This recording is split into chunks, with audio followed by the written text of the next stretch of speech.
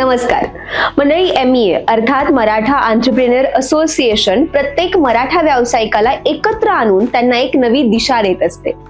प्रत्येकाचा व्यवसाय कसा वाढेल यासाठी काम करत असते.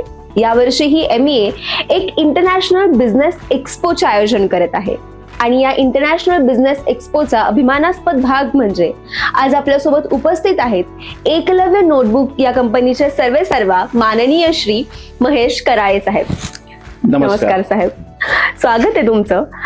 खरं तर एकलव्य नोटबुक याने पुण्यामध्ये खूप मोठं प्रस्ताव निर्माण केलंय. प्रत्येकाला माहिती आहे एकलव्य नोटबुक काय आहे, तर कशी सुरुवात झाली तुमच्या या बिझनेसची? ज्या व्यवसायाची सुरुवात जी आहे, मी 1999ला खरं तर नोकरीपासून सुरुवात झाली. मी एका प्रकाशन संस्थेमध्ये नोकरी करत होतो, परंतु लहानपणापासून अगदी स्वप्न होतं की एक आपला स्वतःचा व्यवसाय असावा. एम्प्लॉई होण्यापेक्षा एम्प्लॉयर होण्याचे स्वप्न मी सतत बघत होतो.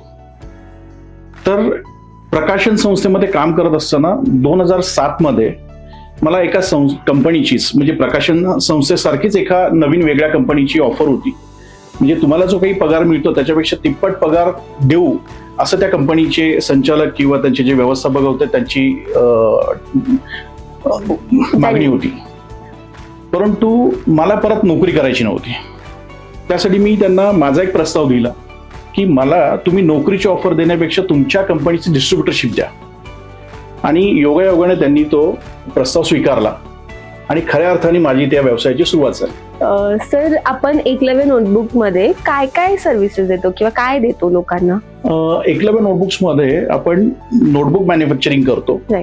जे शाळांसाठी जे कस्टमाइज नोटबुक असतं, शाळेचं नाव जे प्रिंट करायचं असतं, तर अशा प्रकारचं नाव वगैरे कस्टमाइज देऊन असे पुण्यातल्या जवळजवळ नावाजलेल्या बऱ्याचशा संस्था आहेत. 500 पेक्षा जास्त संस्थांना आपल्या कंपनीमार्फत नोटबुक पुरवल्या जातात. म्हणजे अगदी नामांकित संस्था त्याच्यामध्ये आहेत. भारतीय विद्यापीठ पासून Pawar public school, SNBP group, Orbis, Lexicon, DY Patil अशा अनेक नावाजलेल्या संस्था गेल्या अनेक वर्षापासून जोडल्या गेलेल्या आहेत. खरं तर ह्या ज्या संस्था आहेत याच्या पुढे सुद्धा याच्या टिब्बल संस्था तुमच्या सोबत काम करतील. आणि मला एक विचारायचंय की तुमच्या या बिझनेसच्या प्रवासात असा कुठला टर्निंग पॉइंट आला होता? टर्निंग पॉइंट म्हणजे खरं तर टर्निंग पॉइंट मी व्यवसायाला सुरुवात केली हाच खरा टर्निंग पॉइंट आहे. कारण मराठी माणसाने व्यवसायामध्ये येणं हेच खूप मोठं एक ऍडव्हेंचरस आहे. म्हणजे घरातली परिस्थिती, घरातल्यांची मानसिकता, मुलांनी व्यवसायात जाऊ नये ही अशीच आपल्याकडची आहे. आणि माझ्यासाठी तोच खरा टर्निंग पॉइंट ठरला की मी 2007ला व्यवसायात आलो. तुम्ही आता बोलला की घरातली मानसिकता वगैरे, सो तुम्हाला सपोर्ट होता का त्यावेळेला ज्यावेळेला तुम्ही ठरवलं? बिलकुल नाही. मग कसं काही त्याच्यावरती ओव्हरकम करून? म्हणजे मी व्यवसायात येऊ नये असं यासाठी घरातल्यांनी खूप प्रयत्न केले. माझं वय वर्ष 25 होतं आणि त्याच्यासाठी घरातल्यांचा असा आग्रह होता की मी आधी लग्न करावं आणि लग्न केल्यानंतर तुम्ही तुमचा काय निर्णय घ्यायचा तो घ्या. परंतु मला त्या अडचणी दिसत होत्या की जर लग्न केलं तर मी परत व्यवसायात येऊ शकत नाही. म्हणून मी जे काही मला ते कन्व्हिन्स करायला जायचे त्याच्या विरोधात माझे विचार होत होते. अगदी भविष्यवाल्याकडे सुद्धा घेऊन गेले मला. अरे बापरे.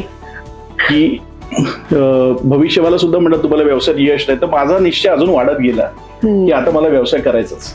तुम्ही त्याने जे हातावरच्या रेषा सांगितल्या होत्या तर तुम्ही तुमच्या कष्टाने ते घडवून दाखवलं. तर या स्पर्धात्मक युगात एखादा बिझनेस करायचं म्हणजे खूप डिफिकल्टी येतात. सो या स्पर्धात्मक युगात टिकून राहण्याचं तुमचं सिक्रेट काय आहे बिझनेसचं? सिक्रेट असं आहे की कुठलाही व्यवसाय करताना तुम्हाला काळानुसार अपडेट राहणं खूप गरजेचं आहे.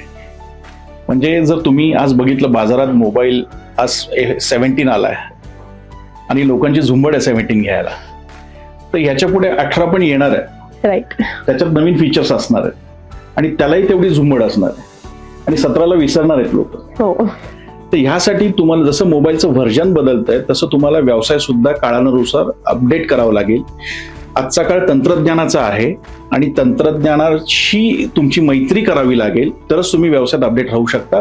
आणि हेच मला वाटतं आत्ताच्या व्यवसायाचं सिक्रेट असावं आणि हे प्रत्येकाने यूज केलं पाहिजे. प्रत्येकाने गरजेचं आहे. सर, आणि MEA सोबत तुम्ही केव्हापासून आहात आणि MEA सोबतचा एक्सपिरियन्स कसा आहे तुमचा?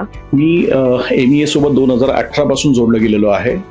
आणि MEA ही खूप महत्वाची गोष्ट आहे. म्हणजे मराठा समाज जो आहे तो अनेक त्याच्यात खूप चांगले गुण आहेत, अनेक गोष्टी तो पुढारलेला आहे, परंतु व्यवसायामध्ये तो मागासलेला आहे.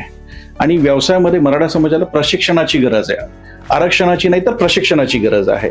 आणि ते प्रशिक्षण देण्याचं काम MEA करते. आणि मला MEA बद्दल एक चांगली गोष्ट सांगावीशी वाटेल की MEAचं जे नेतृत्व आहे ते नेतृत्व ह्या MEAच्या उद्योजकांसाठी खूप मेहनत घेते. मला त्यांचे खूप खूप आभार मानायचे आहेत की आज त्यांच्या या मेहनतीमुळे आज आमच्या व्यवसायामध्ये आम्हाला प्रत्येक वेळेस प्रगती करता आली. त्यामुळे मी MEAच्या नेतृत्वाचे, तरुण नेतृत्वांचे खूप खूप आभार मानतो. धन्यवाद. आणि सर, MEAचा आता नुकता होणारा इंटरनॅशनल बिझनेस एक्सपो आहे, तर त्यामध्ये सुद्धा तुम्ही स्टॉल बुक केलाय. तर त्या एक्सपोची अशी काय इम्प्रेसिव्ह गोष्ट तुम्हाला वाटते? MEA हे एक्झिबिशन जे अरेंज करतं, इंटरनॅशनल लेवलचं अरेंज करतंय. खूप मोठ्या प्रमाणात MEA त्याच्यात मेहनत घेत आहे.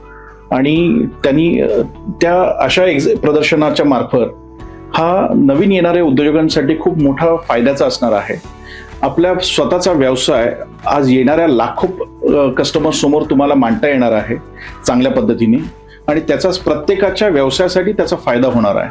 आणि अशा प्रकारचे इंटरनॅशनल लेवलचे एक्झिबिशन्स सतत होणं MEAच्या माध्यमातून गरजेचं आहे, जेणेकरून मराठा समाजामध्ये व्यवसाय करणाऱ्यांची संख्या वाढेल आणि त्यांना त्याच्यातून एक मार्ग मिळेल. MEAचा जो एक्सपो आहे, MEA इंटरनॅशनल बिझनेस एक्सपो, तर इतर उद्योजकांना तुम्ही काय सांगाल?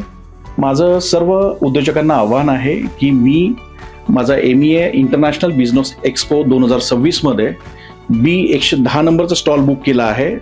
तुम्ही सर्वांनी सुद्धा खूप उत्साहाने या स्टॉलमध्ये सहभाग घ्या. जास्तीत जास्त लोकांनी पार्टिसिपेट करा की जेणेकरून तुमच्या व्यवसायासाठी ते फायद्याचं ठरणार आहे. धन्यवाद.